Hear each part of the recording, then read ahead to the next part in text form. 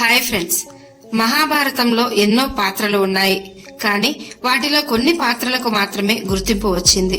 ఇందులో ఎందరో యోధులు, వీరులు ఉన్నారు. వీరితో పాటు రాక్షస జాతికి చెందిన వారు ఉన్నారు. వారిలో ఘటోత్కచునికి మంచి గుర్తింపు వచ్చిందనే చెప్పాలి. భీముని భార్య అయిన హిడింబి రాక్షస జాతికి చెందిన స్త్రీ.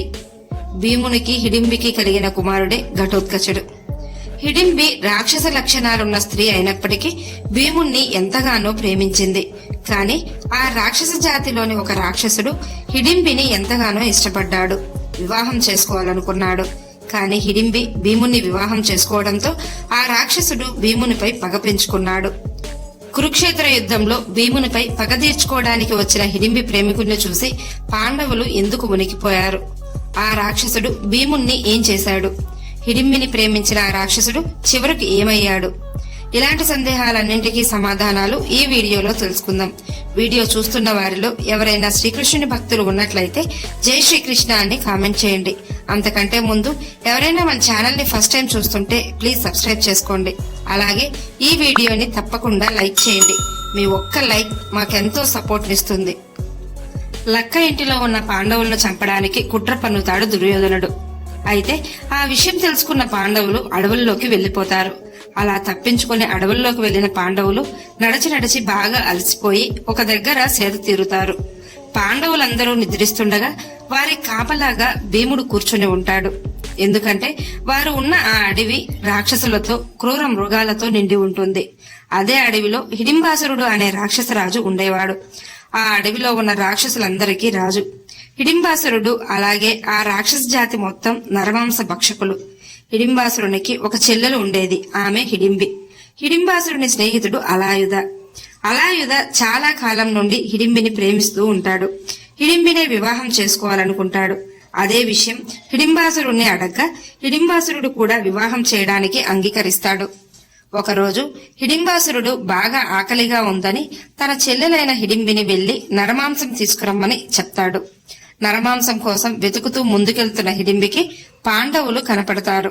వారిని తన అన్నకు ఆహారంగా తీసుకెళ్లాలని ముందుకెళ్లగా అక్కడ వారికి కాపలాగా కూర్చున్న భీముణ్ణి చూస్తుంది.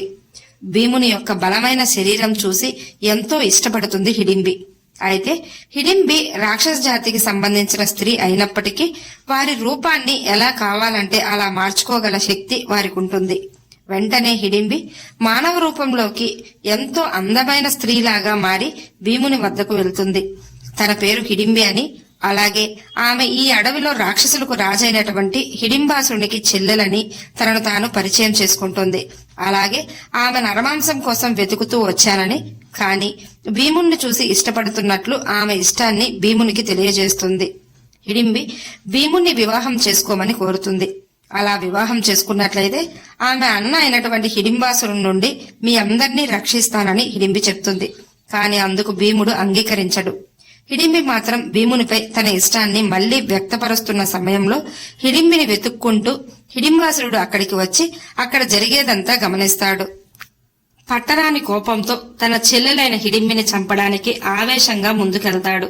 కాని భీముడు అడ్డుపడగా భీమునికి హిడింబాసురునికి మధ్య భీకర యుద్ధం జరుగుతుంది. భీముడు హిడింబాసురుణ్ణి చంపేస్తాడు. భీముని వీరత్వం చూసి హిడింబి ఇంకా ముగ్ధురాలవుతుంది. భీముడు మాత్రం హిడింబిని వివాహం చేసుకోవడానికి నిరాకరిస్తాడు. కాని పాండవుల తల్లి ఎంతో ముందు చూపు గల స్త్రీ అవడం వలన హిడింబిని వివాహం చేసుకోమని భీమునికి చెప్తుంది. తల్లి మాట కోసం భీముడు హిడింబిని వివాహం చేసుకుంటాడు. భీమునికి హిడింబికి ఒక కుమారుడు జన్మిస్తాడు. అతడే ఘటోత్కచుడు.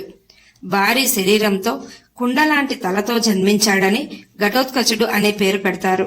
కొంతకాలం తర్వాత పాండవులు ఆ అడవి నుండి వెళ్లిపోతున్న సమయంలో హిడింబిని కూడా వారితో రమ్మని పిలుస్తారు. కాని హిడింబి మాత్రం ఆ అడవుల్లోనే ఘటోత్కచునితో పాటు ఉంటానని చెప్పి పాండవులను అక్కడి నుండి పంపుతుంది. అలాగే పాండవులు ఎప్పుడు తలుచుకుంటే అప్పుడు ఘటోత్కచుడు మీ ముందు ఉంటాడని వారికి చెప్తుంది. ఆ తర్వాత ఘటోత్కచుడు తల్లి నుండి అన్ని మాయాశక్తులను నేర్చుకుంటాడు. ఘటోత్కచుడు ఎంతో శక్తివంతునిగా తయారై కామాఖ్య అడవులకు రాజవుతాడు. ఘటోత్కచుడు రాజవడం రాక్షస జాతిలో కొంతమందికి ఏమాత్రం నచ్చదు. ఇదే అదనుగా భావించిన అలాయుధ రాక్షసులందరికీ ఘటోత్కచుని గురించి చెడుగా మాట్లాడుతూ చెప్తూ ఉంటాడు. విషయం తెలిసిన ఘటోత్కచుడు అలాయుధును ఎన్నోసార్లు వారిస్తాడు. హిడింబిని ప్రేమించిన అలాయుధ అతన్ని కాదని భీముణ్ణి వివాహం చేసుకుందని వారిపై పగ పెంచుకుంటాడు.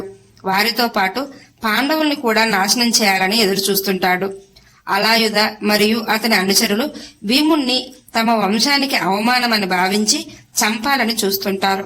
కొంతకాలం తర్వాత కౌరవులకు పాండవులకు మధ్య కురుక్షేత్ర యుద్ధం ప్రారంభమవుతుంది. ఘటోత్కచుడు కౌరవ సేనను మట్టుబెడుతుంటాడు. అభిమన్యుణ్ణి కౌరవ యోధులు కుట్ర పన్ని మోసపూరితంగా చంపారని ఘటోత్కచుని కోపం తీవ్రస్థాయికి చేరుతుంది. యుద్ధం 14వ రోజున ఘటోత్కచుడు లక్షలాది కౌరవ సేనను నాశనం చేశాడు. దుర్యోధనుణ్ణి కూడా చంపినంత పని చేశాడు ఘటోత్కచుడు. ఆ సమయంలో కర్ణుడు వచ్చి దుర్యోధనుణ్ణి కాపాడతాడు. లేకపోతే ఘటోత్కచుని చేతిలో దుర్యోధనుడు మరణించేవాడు. ఘటోత్కచుని శక్తి ఎక్కువై కౌరవ సేనను అతి భయంకరంగా చంపుతుంటాడు. ఘటోత్కచుడిని ఆపడం కర్ణునికి కూడా కష్టతరంగా మారుతుంది. సరిగ్గా అదే సమయంలో అలాయుధుడు యుద్ధరంగంలోకి ప్రవేశిస్తాడు. ఎలాగైనా భీముణ్ణి ఘటోత్కచుడిని చంపాలనుకుని కౌరవ పక్షంతో పోరాడాలనుకుంటాడు.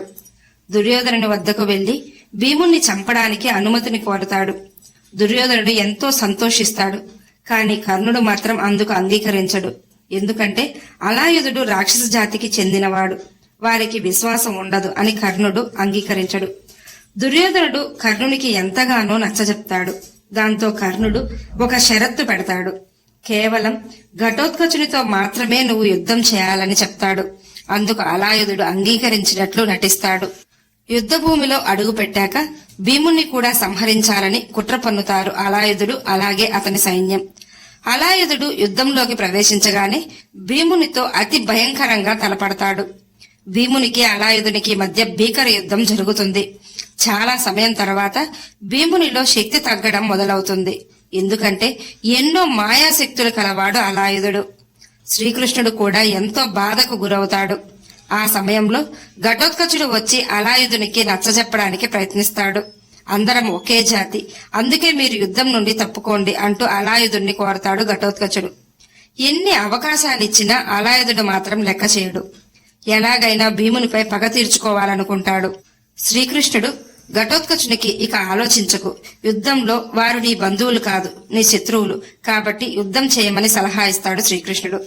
దాంతో ఘటోత్కచునికి అలాయుధునికి మధ్య భీకర యుద్ధం జరుగుతుంది. ఘటోత్కచుడు అలాయుధుడిని చంపుతాడు. అలాయుధుడు ఘటోత్కచుని చేతిలో చంపబడ్డాడు.